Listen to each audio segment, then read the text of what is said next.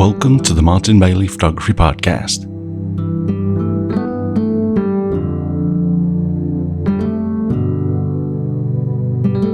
It's January 7, 2021, and this is episode 729. It's that time of year again when I sit back and select my own personal top 10 photographs from the previous year in order to take stock of where I am in my photography and provide an overview of my progress over the years. As I often do, I'm sitting down to start the process now and will write this as I work through my selection. I'll try not to go into too much detail as I've done this many times, but we'll see how that goes. Note too that you can check out all of my top 10 posts from previous years from when I started this back in 2007 with a link that I'll put at the top of the blog post, and that's at mbp.ac/729. 2020, as you might expect, is very different from previous years.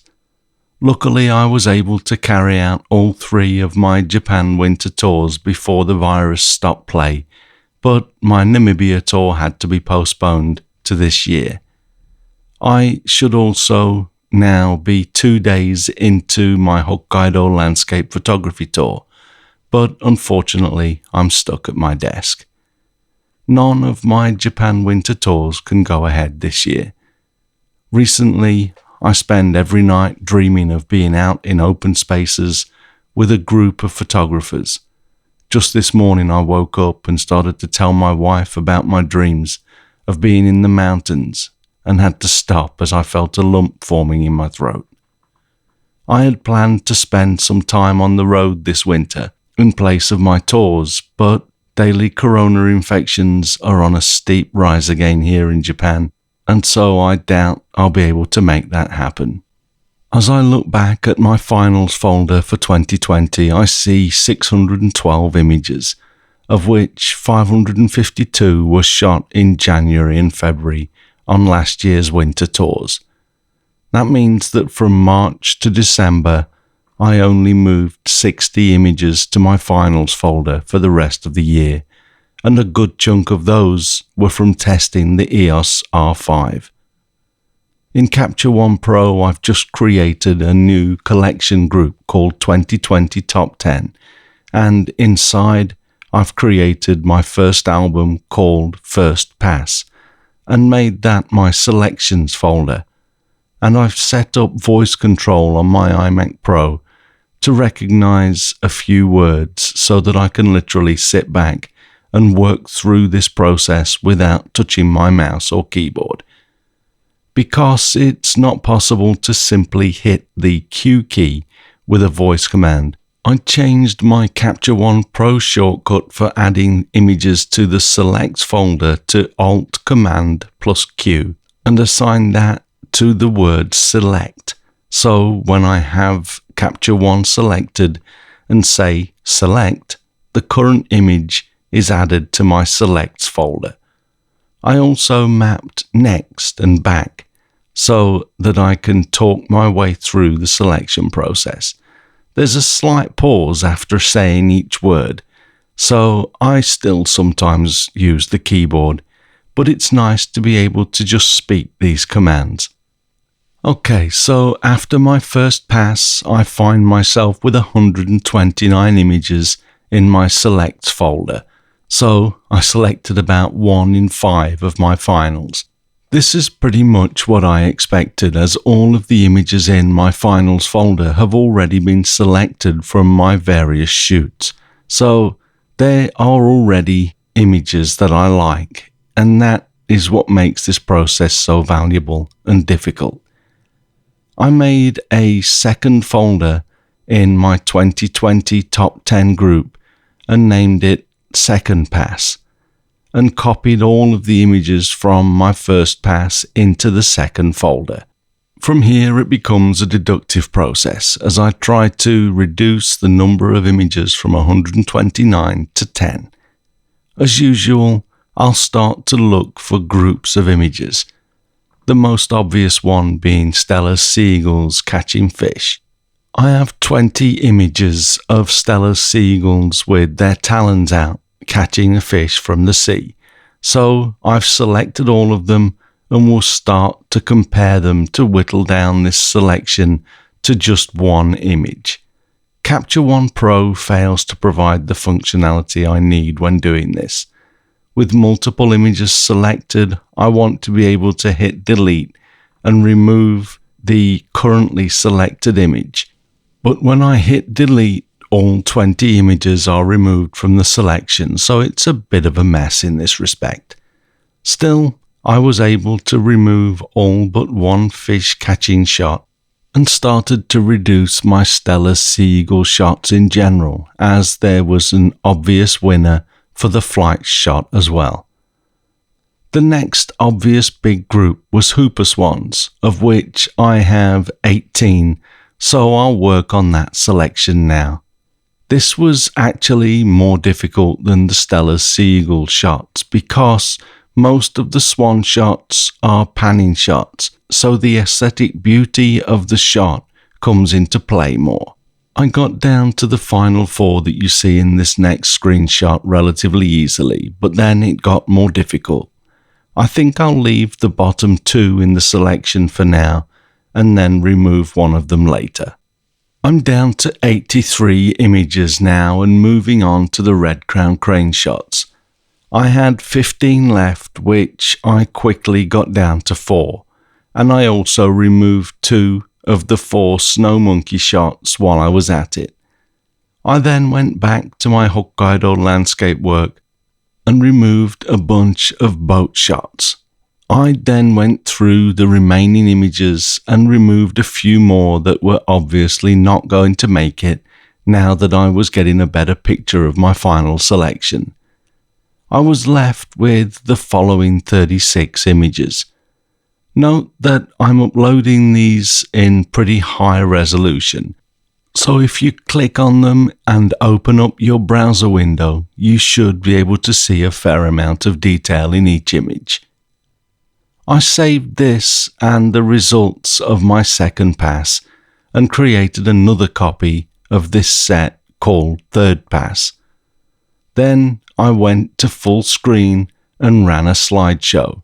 I used the voice command green label to add a green label to each image that made me feel good as it appeared on the screen. This enables me to vote with my heart as I literally feel my reaction to each image. The result was a reduced collection of 20 images for my third pass. I selected all of the green labeled images and created a new album, and this time turned the checkbox on for both select collection after creation and add selected images after creation. To help me remove the final 10, I called on my secret weapon, my trusted critique in the guise of my wife. I always find that making the more painful decisions of this process is much easier to do with an impartial and unbiased set of eyes on the images. It took us about 10 minutes to remove 10 more to reach my final selection. Probably the hardest to remove was the fox shot, as I really liked the feel of that image, but it was not one of the strongest of the set. We also agreed that although the shot with the 2 owls is nice, the single owl looking at the camera is more impactful, and the texture of the tree is better. Removing the sunrise shot was not so difficult. I'm really not much of a sunrise person. I don't mind being out before dawn. It's just the sunrise and sunset photo that doesn't really appeal to me. On the landscape front, I was disappointed to lose the lone tree shots, but I believe the line of trees and the colour image of the morning mist are stronger images, so the deal was pretty much done. I'm not going to talk about each individual image as I've spoken about all of these in the past, but there are a few points of interest that I'd like to cover. The colours of the second shot of the Morning Mist in BA, for example, are the colours that I used for one of the light appearance colour schemes in our iOS app Photographer's Friend. The cranes dancing shot really captured my heart because the two cranes are dancing in perfect synchronization. Their poses are identical, just rotated 180 degrees, and I found that fascinating. The Hokkaido long-tailed tit is a tiny little bird that I've been hoping to capture for the last few years, and finally got some shots that I was happy with last year, so I had to leave that in. It's the cutest little bird I think I've ever seen. The great spotted woodpecker was a nice catch as well. We go looking for these guys on the last day of my Japan Winter Wildlife Tour, but they've been pretty elusive in recent years. It was nice to be able to get a shot of one of these in such strange-looking surroundings last year. The first 9 images were all shot with my EOS R, and the final maple leaf image was shot with the EOS R5 and the new RF 100-500mm lens. I've been out shooting with the new gear quite a lot, but my local work doesn't even come close to the sort of images that I get on my tour locations. I feel that photography-wise, I've been true to myself and feel that the images are of a high enough standard for me to be happy with, but I do miss my photos from my yearly visit to Namibia in the summer. My 2021 top 10 is going to be very different again, but hopefully I'll be able to get out on some personal projects as soon as the virus is under control. The government here is planning to put us into a state of emergency again later today, for at least 1 month, so maybe something can happen in February, while it's still my favourite season for photography here in Japan. Okay, so we'll wrap it up there for this week. As usual though, I'd like to invite you to share a link to your own personal top 10 if you also go through this exercise each year. I've been remiss in recent years and too busy to comment, but this year I'm at home and will make an effort to reply to anyone that posts a link to your own gallery or blog post. I look forward to seeing what you made of 2020. Thanks very much for listening today. If you enjoy this podcast, please share a link with your friends. Subscribe in iTunes or your favourite podcast program to ensure uninterrupted delivery. If you have a moment to rate the podcast or leave us a review in iTunes, that helps to keep us relevant in the huge number of podcasts out there now.